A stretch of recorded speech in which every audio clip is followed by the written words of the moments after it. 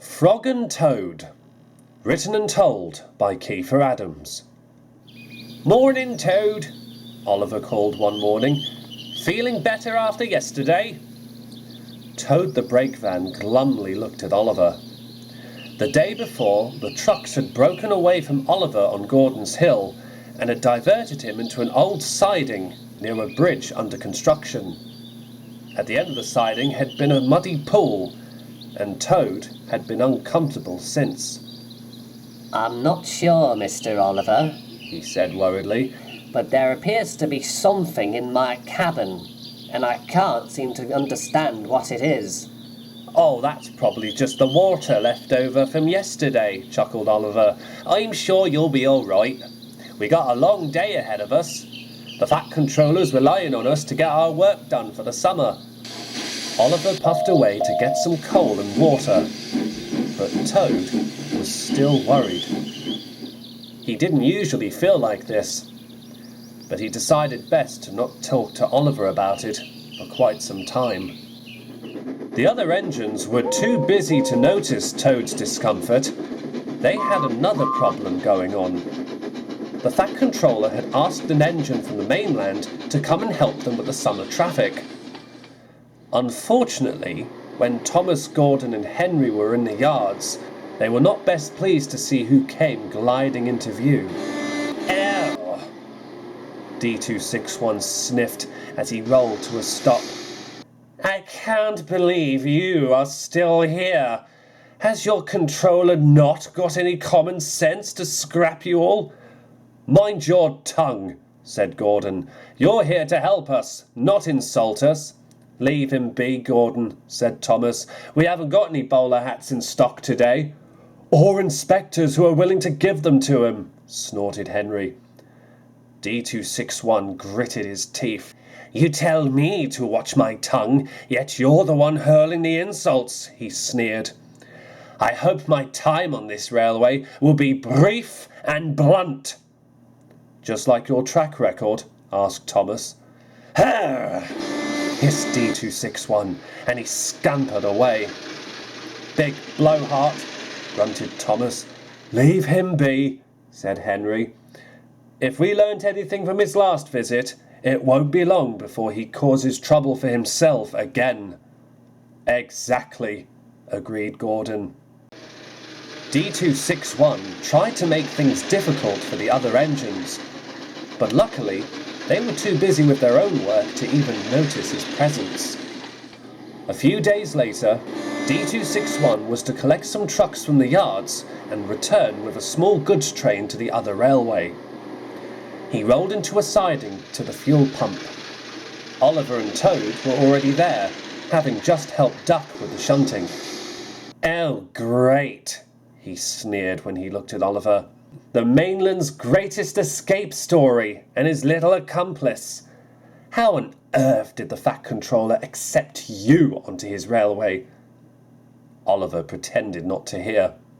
Duck had told him about D261, and he knew best not to rise to any argument. "After all," said the diesel loftily, "the steam engines on the mainland are suffering worse than you lot should be here. It's no surprise you escaped the cutter's torch." Toad rarely got angry at anyone, but the discomfort in his cabin and the comments of D261 were pushing him to the edge. "If you've got something to say to us, don't bother wasting your breath," he said firmly. "You're nothing but an idle bully who thinks it's all right to tell others just what they should think. Now leave us in peace and give Mr. Oliver a break. We've been shunting all day and don't need some claptrap to tell us what to do or think." D261 sneered and rolled away. "Thank you, Toad," said Oliver, "but you didn't have to do that." "I'm sorry, Mr. Oliver," said Toad. "He was just getting on me nerves." Oliver completely understood. D261 was still brooding over Toad's comment when he arrived at the yards to shunt his train. One particular ballast truck called Fred Pelham, who had since taken over as ringleader of the trucks from Scruffy, idled him suspiciously. Take a look at this, lads, he rumbled. It looks like we've got a baseball player in the yard. The trucks giggled to themselves. Oh, do be quiet, D261 snarled. Oh, sorry that you can't take a joke, Fred exclaimed. Here, lads, I've got a joke for you. How many diesels does it take to suck up an inspector's hat? There was silence in the yard, until Fred boomed at the top of his voice. 1, and he's standing right in front of us. The trucks roared and laughed, but the diesel growled. And if you wish to be part of my train, you'll be quiet, he roared. He scampered out of the yard and started marshalling the trucks in a vicious fashion. Fred just chuckled to himself. Oh, Scruffy would be so proud of us, he chortled. Soon everything was ready, and D261 rumbled away with his goods for the other railway. At first, the journey went quite well, and D261 forgot to be cross.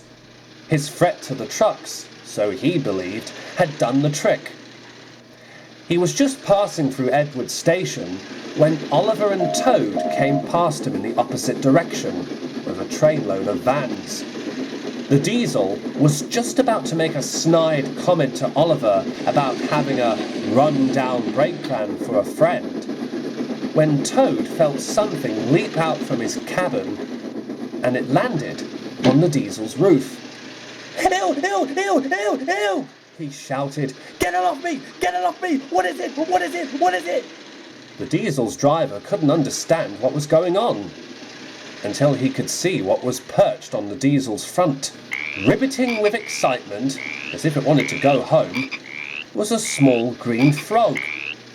Where did that come from? Exclaimed the driver. Probably from the train we just passed, said the second man. But that's impossible. Frogs don't travel by train. Well, get this one off me, wailed the diesel. Get it off! I'm serious! I don't want it on here! It just so happened that the diesel was passing the very area and going under the same bridge where Toad's runaway had been stopped. The frog noticed and leapt off his cab into the cool muddy marsh below. The diesel was red in the face with embarrassment for the rest of the journey. That evening, Toad was resting in the yards of Callan Station. He had heard the diesel's commotion and was laughing with joy. At that moment, Duck pulled into the platform with his last train of the day. Good evening, Mr. Duck, Toad greeted. You will not believe what happened today. When Toad explained the story, Duck couldn't help but laugh. That'll serve him right for all the trouble he's caused, he said. You won't believe this, Toad. I was at the big station when the diesel was complaining to the Fat Controller about the ribbiting encounter he had, and he made it quite clear he's never coming back to our railway again if we keep ridiculing him. That's a shame, said Toad. I was looking forward to seeing him again. Duck chuckled. As he prepared to puff away, Toad called out to him. Mr. Duck? Yes, Toad? I was asking Mr. Oliver the same question about the diesel's name. Oh, yes, said Duck. Is it Bowler or Frog? Duck laughed the biggest laugh he'd ever had as he puffed away. But of course, as Duck had said, no one would ever find out the diesel's real name, because he promised never to set foot on Sodor again. And of course, it had been the very frog that had given Toad his discomfort in the first place.